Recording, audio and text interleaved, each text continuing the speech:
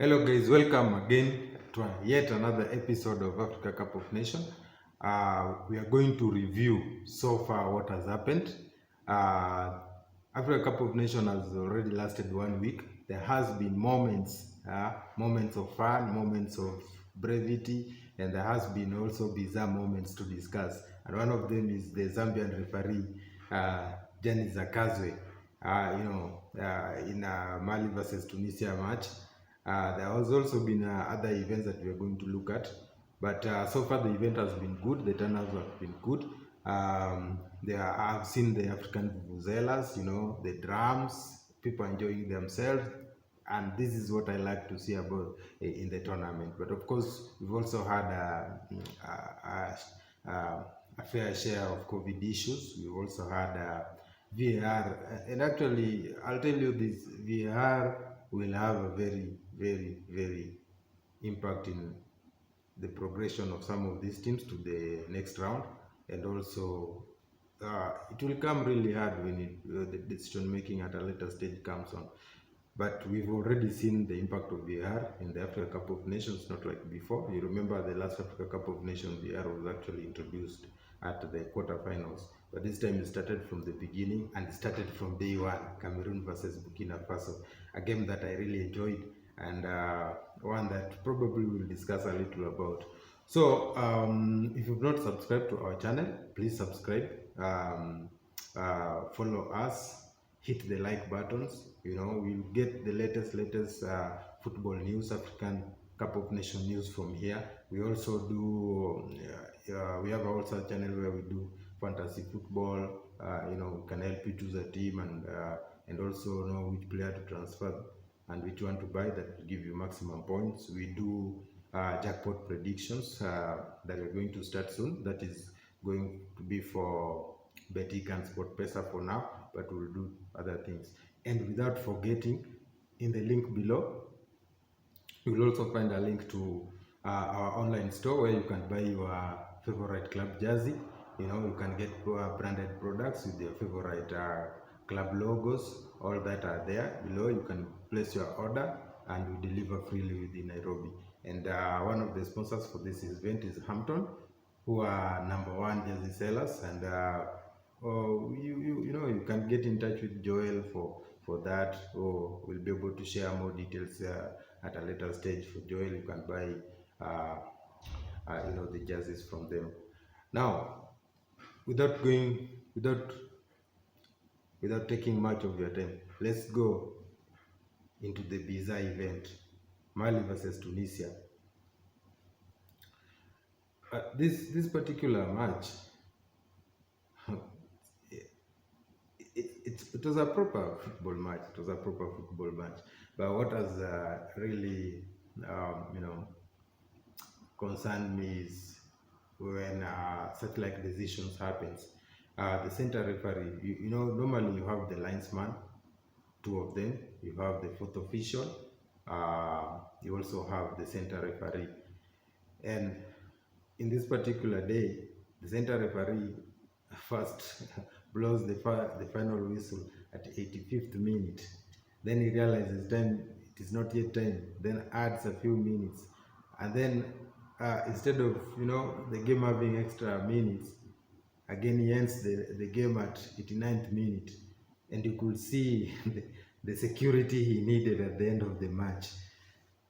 Man, it takes balls to do such like thing in a tournament like this. But of course, in a major tournament like this, continental tournament, you can't be doing such like mistakes. And I really wish that the Afcon management body will look into all these issues so that we don't have to go about such like bizarre things again.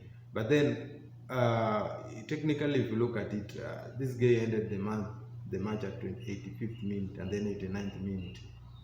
Yet there were times when VAR had to review 2 penalties, I believe, and also a red card. And actually, you could see from that there was time that had to be added to the game time. But unfortunately, that is what happened. And the head referee for Afcon has come out to say that Janice Kazwe, the center referee for the match, suffered from heat stroke. You know, unajua kupigwa na jua, alipigwa na jua sana because the heat was at 34 degrees Celsius, I believe, and the Afcon head referee says that he suffered from the heat stroke and severe dehydration. In short, there was too much heat, which led to his suffering. As a result, he lost his focus. In fact, the report says that he lost his focus at 80th minute. 80th minute. So he lost focus and lost time.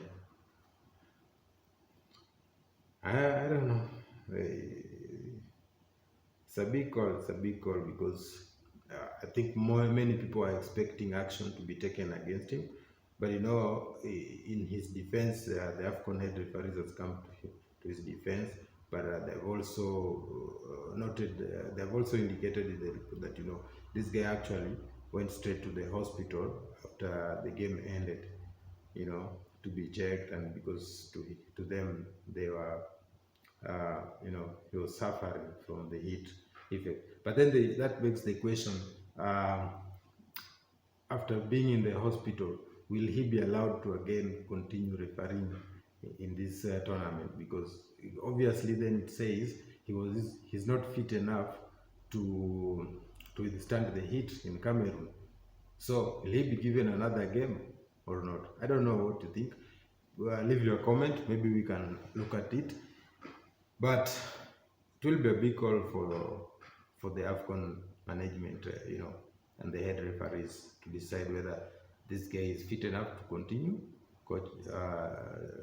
doing his work, or he'll have to be replaced. But that is a decision they'll have to make.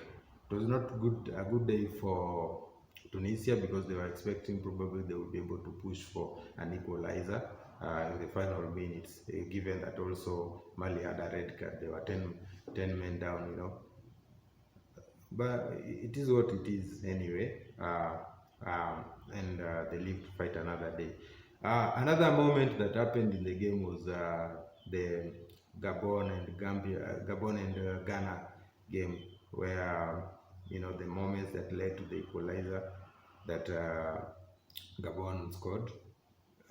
In fact, I was watching Ayu's press, and the guy was completely pissed off and frustrated, and I could understand why, because to him the ball was in their possession and their player was down. So they decided to kick the ball out of play. Now, when the referee restarted the game, the expectation of the Ghanaian players was that the Gabon players would give the ball back to them as a form of fair play. And that did not happen. What happened is they continued to play, and at the time when they got a chance to get an equalizer. So, is it against the rule? I don't think so. It was just a fair play. So, there's no rule that says you have to play back to the guy. It's just being sportsmanship, that let's do a fair play, you know. But also, again, you play as per the referee. You can't wait for the referee to signal that no, you're supposed to do a fair play. What do you think, guys? But that was one of the key moments in the last 1 week that also came out very strongly, because then it put the Ghana's qualification for the knockout stage into jeopardy. But again, the number of surprises, Senegal, you know, getting 1 point from Sierra Leone. Though I would say that I don't think Senegal was expecting this, but Senegal has lost a number of players. Their goalkeeper Mendy, you know, the centre back Koulibaly, you know, even in the midfield Idrissa Gueye, they could not play because of COVID-19, and this is where you know, at the beginning I was saying Senegal is one of the favorites to win the tournament, but with COVID now their team has been weakened to a greater level, because now with those players not in the camp, the squad becomes limited and are not able to actually perform to the best of your ability, because in a tournament like that you want to rotate players, you also want to perform to the best of your squad, and losing some of your senior players and most experienced players and best of your players is not an ideal situation at the moment.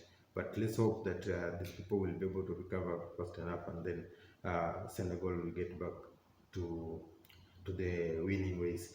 And with that, I will take you through so far the results for the group stages, and also point out, we look at a few teams that are likely to proceed to the next level, and all that probably their qualification is actually in jeopardy.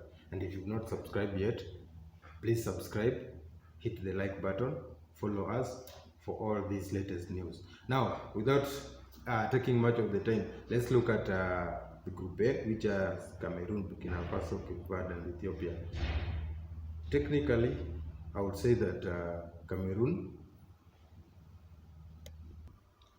Sorry guys, I was a little bit distracted. Now, as I was saying, Burkina Faso has 3 points, Cape Verde has 3 points. A very interesting group, but I would say Cameroon are obviously going to qualify for the next round for knockout stage. Actually, you could even say they have qualified for the knockout stages. But Burkina Faso is in second with 3 points, Cape Verde with 3 points as well. And it's interesting because the next game in this group will be Cape Verde against Cameroon. Cameroon only needs a point, a draw, and they are on. But technically they are qualified. Let me just say that they could even lose, as long as they don't lose with a very big margin and still qualify. They can either qualify as if the other team, because the maximum team the other teams can get is 6 points, or if they draw it, it's 4 points. So Cameroon has qualified. Let's just say Cameroon has qualified. Now the next team will be either Burkina Faso and Cape Verde, and in this case Cape Verde, and will they beat Cameroon at home? You never know. Burkina Faso, will they beat Ethiopia? Ethiopia is yet to get a point here. Also, you never know, but it's possible that they do that. So we'll look at that. For this group, I believe Burkina Faso should go through, and Cameroon. It's going to be a little bit easier for Burkina Faso to get points against Ethiopia than Cape Verde to get points against Cameroon. And I believe Cameroon will want to keep their 100% record and leave the group with 6 points. That is for Group A. For Group B, we have Senegal at 4 points, Guinea-Bissau at 4 points, Malawi at 3 points, and Zimbabwe at 0 points. I've spoken about the game between Senegal and Senegal and Guinea, in which they drew 0-0 because COVID hit the Senegal team very hard. They missed a number of their players, but that's what leaves them at 4 points. Guinea also has 4 points. They won against Malawi, and they drew. They won against Zimbabwe. No, Malawi beat them. Wait. Senegal, Guinea won against Malawi, yes. At the same time, they drew with Senegal, so they have 4 points equally. So in this group, I tend to think Senegal will go through, but they have a tough game next against Malawi. By a draw, we'll see them through, of course. Then Guinea. So Guinea, Senegal, I think will go through in that group. Looking at Group C, we have Morocco, Gabon, Ghana, and Comoros.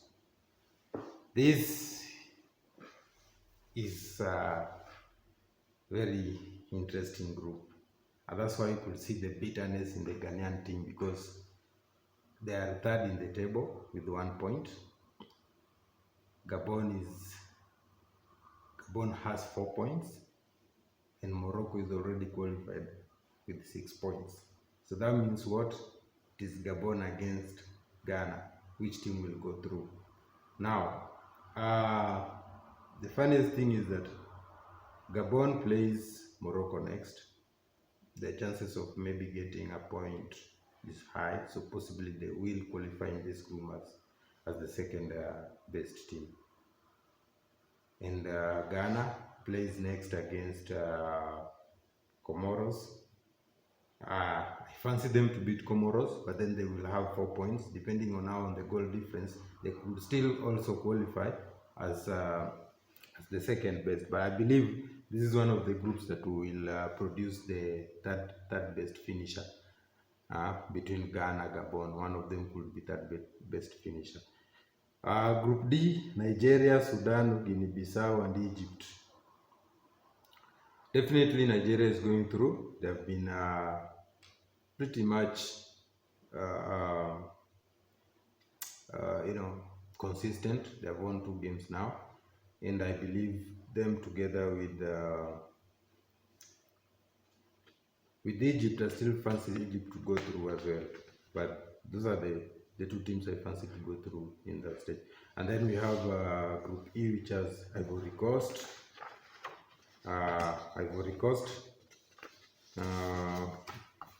Algeria, Sierra Leone, and Equatorial Guinea.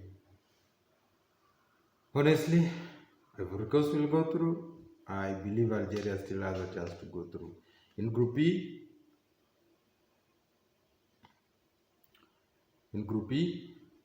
we have Group F. That was Group E. So Group F, we have Mali, Gambia, Mauritania, and Tunisia. A very, very interesting group.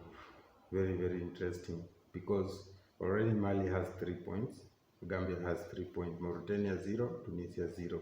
Next game is Tunisia versus Mauritania. I expect Tunisia to win that, and that will means Tunisia will go at 3, and then Gambia will be playing Mali. Definitely, whoever wins that match goes through. To me, whoever wins the match goes through, because if they win either of them, they will have 6 points, and then Tunisia will have 3. So it will be Tunisia against the team that loses. That is the most interesting part. So Mali will go through, and there's a possibility Tunisia goes through or Gambia goes through, and the group again maybe possibly will produce another best third finisher. So those are my thoughts for the group stages so far. We're waiting to see what happens for the remaining games before we go to the knockout stages for the last 16. And we'll be here night and day in order to take you through the knockout stages. That's one of the areas now that I believe we'll see now real football, because there will be great improvement for different teams. And be on standby. Follow our channels for our latest, and also subscribe.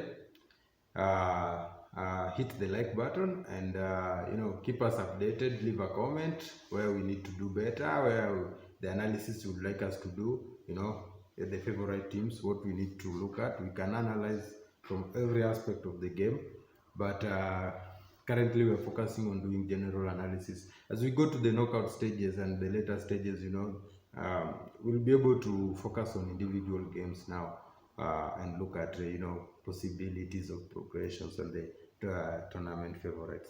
If you ask me, I still fancy Cameroon as one of the favorites. I still fancy Nigeria. And you never know. In the group stages, it's all more about let's get through, and then when you get through to the next stage, things can change. Senegal can get through, and then the next round they get back all their players. And pose a very big, tournament impact in this case. But those are my thoughts. VAR is still going to play a role in qualification of these vehicles of these teams for the next round, but also in some of the margins. football is a game of margins. Yes. Otherwise, thank you for tuning in. Thank you for watching Africa Cup of Nations, and please keep in touch, leave a comment and subscribe. Thank you very much and have a nice time.